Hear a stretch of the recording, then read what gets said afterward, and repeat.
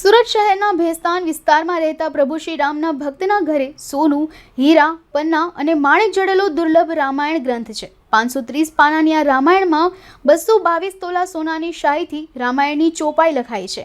તેમાં 10 કિલો ચાંદી, 4000 હીરાની સાથે માણેક અને પન્ના જેવા રત્નોનો પણ પ્રયોગ કરવામાં આવ્યો છે। તેવું કવર 5-5 કિલો ચાંદીમાંથી બનાવાયું છે। દર રામનવમીએ ભક્તોને દર્શન કરાવાય છે। બાકીના દિવસોમાં બેંકના લોકરમાં રાખવામાં આવે છે। 43 વર્ષ પહેલા આ ગ્રંથ લખાયો હતો।